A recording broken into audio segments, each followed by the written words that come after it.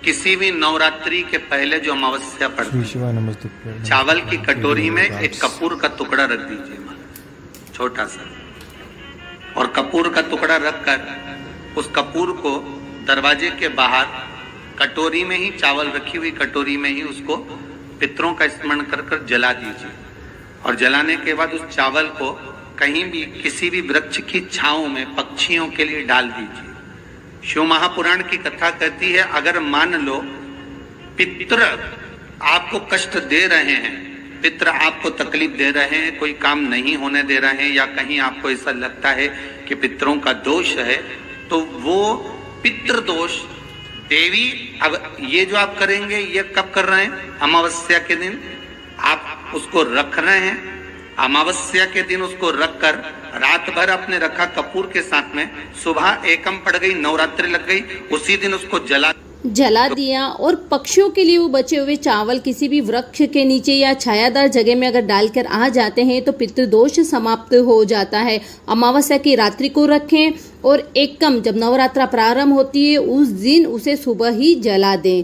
तो यह अचूक उपाय आप जरूर करें जिससे पितृदोष से मुक्ति मिल जाती है। आइए जानते हैं गुरुदेव ने अमावस्या का और कौन सा अचूक उपाय बताया है। उससे पहले आप चैनल को जरूर सब्सक्राइब कर दीजिए। सोमवार के दिन जो अमावस्या पड़े वो सोमती अमावस्या कहलाती है। क्या करना पड़ता है उस दिन? पीपल के पेड़ की परिक्रमा करो या तुलसी की परिक्रमा करो या पूजन करो, पाठ करो, कुछ भी करो, पर सोमती के दिन दान करो, पुण्य करो, सत्कर्म करो, भजन करो। तो सोमती अमावस्या का विधान इतना शास्त्र क्यों कहता है कि सारी अमावस्याओं में प्रबल सोमती अमावस्या, शनिचरी। तो साथियों, सभी अमावस्याओं में प्रबल सोमवती अमावस्या और शनि अमावस्या रहती है। 8 अप्रैल को सोमवती अमावस्या है, इसलिए ये सबसे ज्यादा प्रबल अमावस्या है। इस दिन दान पुण्य करना ना भूलें। अपने पितरों के निमित्त आप दान पुण्य जरूर करें।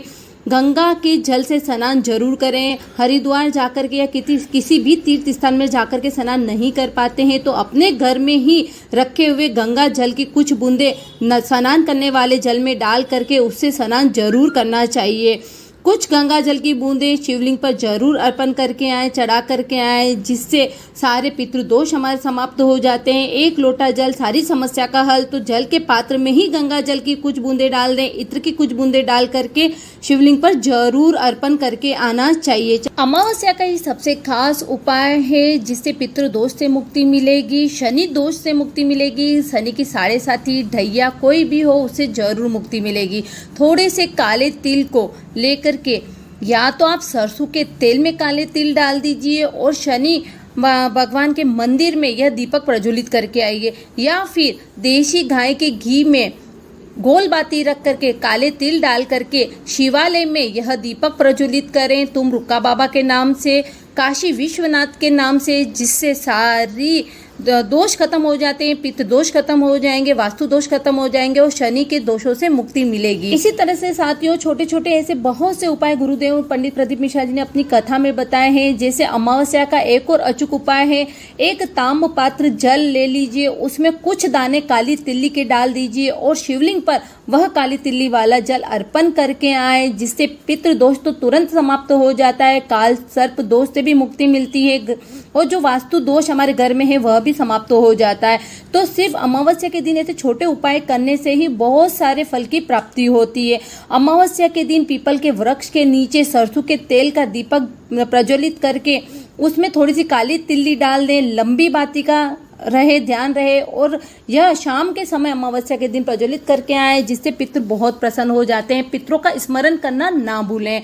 तो इसी तरह से ऐसे छोटे छोटे उपाय हैं जिससे बहुत ज्यादा फल की प्राप्ति होती है। साथियों, ऐसा नहीं है कि हमें ये सारे उपाय करने हैं, इसमें से कोई भी आप 1 या 2 उपाय कर लीजिए। एक उपाय आपने सुबह कर लिया तो एक उपाय आप शाम को सोमवती अमावस्या के दिन कर सकते हैं। तो सारे उपाय करें यह जरूरी नहीं है। जो आपके पास वस्तु अवेलेबल है, जो आपके पास सामग्री है, आप वही उपाय कर लीजिए, उससे भी पितृदोष से मुक्ति मिलती है।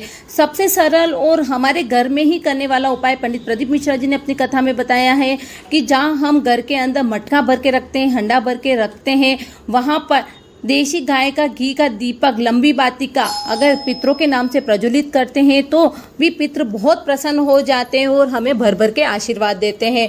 तो बहुत ही सरल और अचूक उपाय है, इन्हें करना आप ना भूलें। चैनल को जरूर सब्सक्राइब करें। मिलते हैं नए वीडियो में नए उपायों के साथ। हर हर महादेव, श्री शिवाय, नमस्तुभ्यम। सोमवार के दिन जो अमावस्या पड़े वो सोमती अमावस्या कहलाती है। क्या करना पड़ता है उस दिन? पीपल के पेड़ की परिक्रमा करो या तुलसी की परिक्रमा करो या पूजन करो, पाठ करो, कुछ भी करो, पर सोमती के दिन दान करो, पुण्य करो, सत्कर्म करो, भजन करो। तो सोमती अमावस्या का विधान इतना शास्त्र क्यों कहता है कि सारी अमावस्याओं में प्रबल सोमती अमावस्या है। शनिचरी अमावस्या से भी बड़ी अमावस्या सोमती कहलाती है। हमारा जितने भी ग्रह, सारे ग्रह चंद्रदेव के साथ मिलकर भगवान शंकर की आराधना में डूबते हैं, और भगवान शंकर की आराधना में डूबते हैं तो उस दिन जो किया हुआ दान पुण्य सत्कर्म है वो हमारे, आप लोगों को मालूम होगा, पितरों की 3 गतियां, पितर, आहुत, वासुक। कितने? 3। गर्भ में जो चले गया आहुत है, कुमारी अवस्था में गया जिसकी शादी नहीं हुई, आहुत। पितर अधोगति में अचानक बहुत सारी तमन्ना थी, बहुत कुछ करना चाहता था और अचानक चले गया, मर गया, पितर गिनती में। जो एक्सीडेंट आदि, खांसी, सुसाइड, बस 3। शास्त्र कहता है सोमती अमावस्या के दिन ये तीनों आहुत, पितर, वासुक, जहां पर घर की कुल की माता पीपल की परिक्रमा करती है या तुलसी की परिक्रमा करती है या पूजन करती है या दान करती है सोमती अमावस्या के दिन, तो ये तीनों को उसका भाग प्राप्त हो जाता है और तीनों तर जाते हैं। फिर उनको पिंड की जरूरत नहीं पड़ती महाराज, उनको तर्पण की जरूरत नहीं पड़ती। इसलिए सोमती अमावस्या का क्रम हमारे हिंदू धर्म में ज्यादा बढ़ने शिव और नारायण का नाम लेकर एक बेलपत्र, एक शमी पत्र, एक श्वेत पुष्प, एक लाल पुष्प, दोनों हाथ में लेकर भगवान शंकर के अशोक सुंदरी के स्थान पर अगर समर्पित करा जाए तो संपदा की भी कमी नहीं आती। वो कांता चक्र है जो नारायण।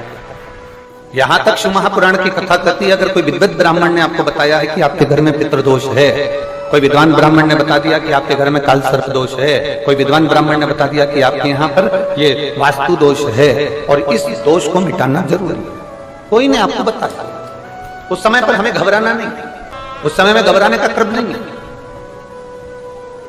कहते हैं पीपल का जो जल झड़ता है पीपल के वृक्ष से, आप लोगों ने कभी देखा है कि नहीं देखा, वो हमको नहीं मालूम। कितना भी अगर कोई वास्तु दोष बता दिया, पितृदोष बता दिया, काल सर्प दोष बता दिया, कितना भी अगर कोई दोष बता दे, तो पीपल का जो जल वृक्ष में से झड़ता है, कभी कभी आप उसके नीचे हाथ रखकर देखना, थाली रखकर देखना, उसमें पत्थर पर देखना, तो वहां पर भी पानी के निशान आपको मिलेंगे, बूंद के निशान। मात्र उस पीपल के वृक्ष के जल की एक बिंदी, एकमात्र बिंदी, शंकर भगवान का जो शिवलिंग है जलाधारी है, चरण है, गणेश कार्तिक का स्थान है, अशोक सुंदरी का स्थान है, और प्रत्येक जलाधारी में से पानी बीच में से आकर नीचे की ओर गिरता, नीचे की ओर गिरता। आप लोगों के स्मरण में हमने पहले भी बताया कि राइट में किसका स्थान है?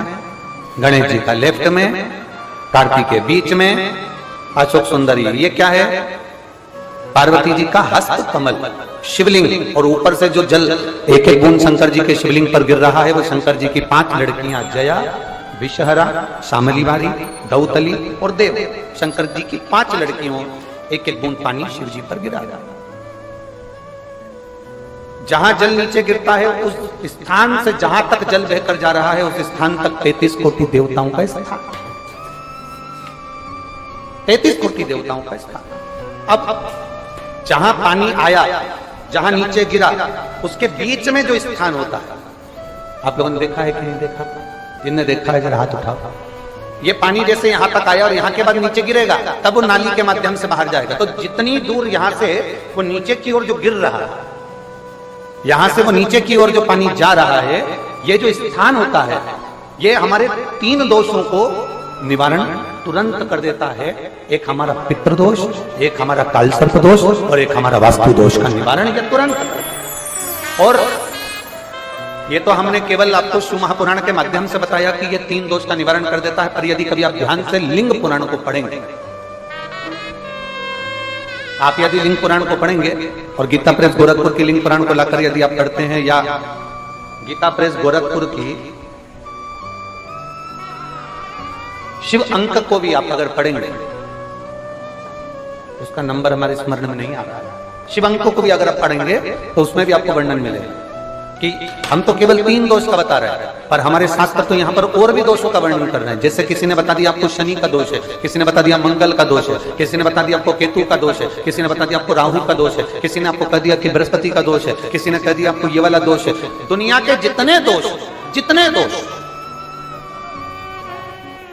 पीपल के वृक्ष के झड़ता हुआ जल की एक बूंद का स्पर्श, भले वो सूख गई हो, उसका एक स्पर्श मात्र जहां पानी नीचे की ओर गिर रहा है, उतनी परिधि, उतनी जगह के बीच में जहां से पानी गिरता है, बस उस स्थान पर अगर वो उंगली अपना नाम और गोत्र का स्मरण कर कर भी लगा दी जाए और एक लोटा जल चढ़ा दिया जाए, तो ये जितने दुनिया के दोष हैं वो अपने आप समाप्त हो ही जाते हैं। शंकर की बोल बम का नारा है। और अच्छे से समझ लो, जरा ध्यान में आ जाए आप लोगों के, नहीं तो गलत कर बैठो तो बहुत स्मरण रखिएगा। शिवलिंग जलाधारी में से पानी बहता है, नीचे की ओर जाता है। जितना मोटा शिवलिंग की ये जलाधारी होती है, उसमें से पानी जहां नीचे गिरता है, जितनी भी मोटी हो उसमें कहीं पर भी आप बिंदी लगा सकते हैं। उस स्थान पर आप कहीं पर भी उस बिंदी को लगा सकते। कोई कह दे तुमको कि तुम्हारा मंगल गड़बड़ है, कोई कह दे तुमको तुम्हारा राहु गड़बड़ है, कोई कह दे तुमको तुम्हारा केतु गड़बड़ है, कोई तुमसे कह दे तुम्हारा बृहस्पति गड़बड़ है, तो समझ लेना कि हमारे ग्रह की दशा को सुधारने के लिए ये जो स्थान है, बस उस स्थान पर एक बिंदु एक। अब आज के जमाने में आपने देखा होगा, जब से आप शंकर जी को जल चढ़ाना प्रारंभ करें, जब से आपने शिव महापुराण की कथा सुनना प्रारंभ करी, तब से आपने सुना होगा कि कोई भी अब ज्यादा आपको सुनने को नहीं मिलता कि वास्तु दोष हो गया, कि पितृदोष हो गया, कि कालसर्प दोष हो गया। इसके पहले का जो समय था, उस समय किसी को भी पत्रिका दिखाओ, किसी के पास भी जाओ, वास्तु दोष, कालसर्प दोष, पितृदोष, ये सारे दोष चलते रहते थे। पर तुमने जो एक लोटा जल शंकर भगवान को समर्पित करा, तुम्हारा चढ़ा हुआ जल उसी स्थान से नीचे गिर रहा है जहां हमने बिंदी लगाने का बताया, वहां से नीचे गिर रहा है, तो तुम्हारा दोष जल चढ़ाते चढ़ाते अपने आप दोष समाप्त होता चलेगा। सारी समस्या का हल एक लोटा जल। आपके घर में पितृदोष है, आपको ऐसा महसूस होता है, आपको लगता है, तो किसी भी नवरात्रि के पहले जो अमावस्या पड़ती है, मान लो अपन अमावस्या पड़ी, आप एक अंदाजा लगाइए, तो जिस दिन अमावस्या रहे उस दिन चावल की कटोरी में एक कपूर का टुकड़ा रख दीजिए, मानो छोटा सा, और कपूर का टुकड़ा रखकर उस कपूर को दरवाजे के बाहर कटोरी में ही, चावल रखी हुई कटोरी में ही उसको पितरों का स्मरण कर कर जला दीजिए। और जलाने के बाद उस चावल को कहीं भी किसी भी वृक्ष की छांव में पक्षियों के लिए डाल दीजिए। शिव महापुराण की कथा कहती है, अगर मान लो पितृ आपको कष्ट दे रहे हैं, पितृ आपको तकलीफ दे रहे हैं, कोई काम नहीं होने दे रहे हैं, या कहीं आपको ऐसा लगता है कि पितरों का दोष है, तो वो पितृदोष देवी, अब ये जो आप करेंगे ये कब कर रहे हैं? अमावस्या के दिन आप उसको रख रहे हैं। अमावस्या के दिन उसको रखकर रात भर आपने रखा कपूर के साथ में, सुबह एकम पड़ गई, नवरात्रि लग गई, उसी दिन उसको जलाकर आपने पटक दिया। अर्थात उससे देवी और पितृ इन दोनों का आशीर्वाद जो प्राप्त होता है, तो घर में से पितृदोष समाप्त होकर लक्ष्मी की वृद्धि प्रारंभ हो जाती है, कार्य में सिद्धता आ जाती है। मान लो अगर पितृदोष है तो करो, नहीं है बड़े अलमस्ती से रहो, तो ये पितृदोष का स्मरण। तो यहाँ शास्त्र कह रहा है कि पितरों का जो लोक होता है, पितर जो लोक होता है, उस पितृलोक में 64 योगिनियां प्रवेश नहीं करती। जैसे सोमती अमावस्या, कौन सी अमावस्या? सोमती अमावस्या। सोमवार के दिन जो अमावस्या पड़े वो सोमती अमावस्या कहलाती है। क्या करना पड़ता है उस दिन? पीपल के पेड़ की परिक्रमा करो, या तुलसी की परिक्रमा करो, या पूजन करो, पाठ करो, कुछ भी करो, पर सोमती के दिन दान करो, पुण्य करो, सत्कर्म करो, भजन करो। तो सोमती अमावस्या का विधान इतना शास्त्र क्यों कहता है कि सारी अमावस्याओं में प्रबल सोमती अमावस्या है? शनिचरी अमावस्या से भी बड़ी अमावस्या सोमती कहलाती है हमारा। तो कहा उस दिन सारे जितने भी ग्रह हैं, जितने भी ग्रह, सारे ग्रह चंद्रदेव के साथ मिलकर भगवान शंकर की आराधना में डूबते हैं।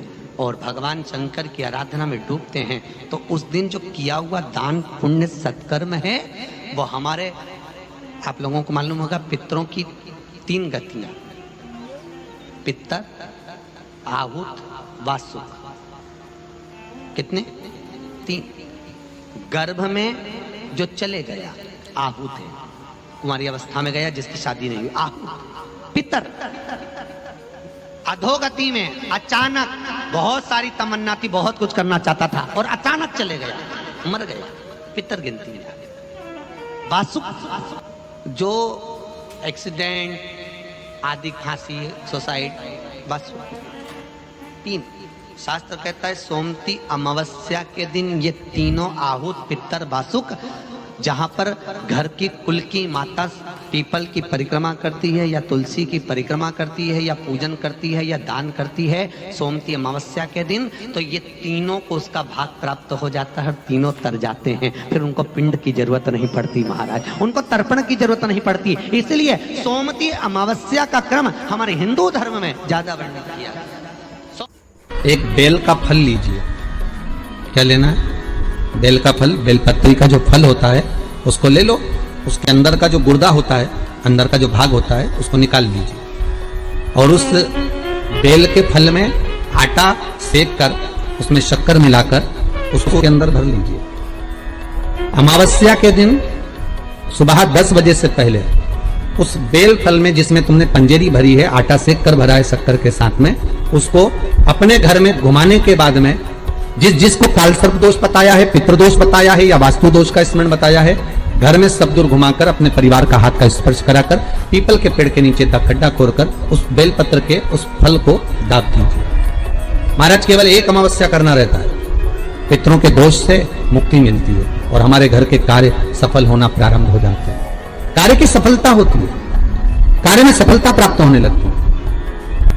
हम तो कई बार कहते हैं महाराज जी, अगर ऐसा लगे किसी औषधि को आप ले रहे हैं, मालूम पड़े कि औषधि आपको लग नहीं रही है, शिव महापुराण की कथा करेंगे, मान लो औषधि आपको नहीं लग रही, आपने औषधि बहुत दिनों से ले रहे हो, कोई दवाई, मान लो आप किसी भी दवाई को ग्रहण कर रहे हैं और वो औषधि लगी नहीं रही है, वो शरीर को लगी नहीं पा रही और आप ठीक ही नहीं हो पा रहे, 15 दिन हो गए, 8 दिन हो गए, बताओ, उतना की उतना ही कैटरीना है, उतना ही उतना अपना भरा हुआ, वही की वही लीवर, वही की वही किडनी, वही की वही स्मरण, सभी कुछ वही वही है, उतना की उतना ही।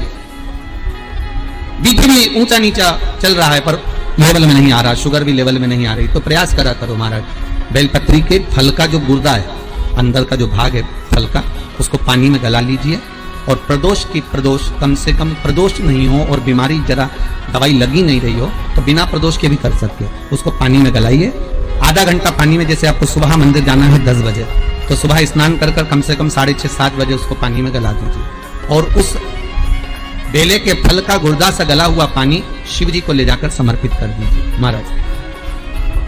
उस पानी में से थोड़ा सा 1 चम्मच पानी शिव जी पे चढ़ा हुआ लेकर आ जाइए। उस पानी को जो बीमार व्यक्ति है उसको औषधि देने से पहले मात्र आधी चम्मच से भी आधा चम्मच उसको दे दीजिए। भगवान शंकर का श्री शिवाय नमस्तुभ्यम का जाप कर उस पानी को देने के बाद अगर आप औषधि देंगे तो ये पक्का है कि औषधि अपना कार्य करना प्रारंभ कर देगी और वो स्वस्थ होना प्रारंभ हो जाएगी। क्या करना पड़ता है उस दिन? पीपल के पेड़ की परिक्रमा करो या तुलसी की परिक्रमा करो या पूजन करो, पाठ करो, कुछ भी करो, पर सोमती के दिन दान करो, पुण्य करो, सत्कर्म करो, भजन करो। तो सोमती अमावस्या का विधान इतना शास्त्र क्यों कहता है कि सारी अमावस्याओं में प्रबल सोमती अमावस्या, शनिचरी अमावस्या से भी बड़ी अमावस्या सोमती कहलाती है हमारा। जितने भी ग्रह, सारे ग्रह चंद्रदेव के साथ मिलकर भगवान शंकर की आराधना में डूबते हैं और भगवान शंकर की आराधना में डूबते हैं तो उस दिन जो किया हुआ दान पुण्य सत्कर्म है वो हमारे, आप लोगों को मालूम होगा, पितरों की 3 गतियां, पितर, आहुत, वासुक। कितने? 3। गर्भ में जो चले गया आहुत है, कुमारी अवस्था में गया जिसकी शादी नहीं हुई आहुत। पितर, अधोगति में अचानक बहुत सारी तमन्ना थी, बहुत कुछ करना चाहता था और अचानक चले गया। श्री शिवाय नमस्तुभ्यम। तो दोस्तों यह वीडियो आप सभी के लिए थी। इसी तरह और वीडियो के लिए मेरे चैनल को गौरवपति के उपाय को लाइक और सब्सक्राइब करना ना भूलें, जिससे कि मैं आगे आपको इसी तरह से वीडियो आपको दिखाता रहूं। गौरवपति के उपाय के लिए आपको प्यार देने के लिए धन्यवाद। तो मेरे चैनल को गौरवपति के उपाय को लाइक और सब्सक्राइब ज़रूर से ज़रूर करें। धन्यवाद।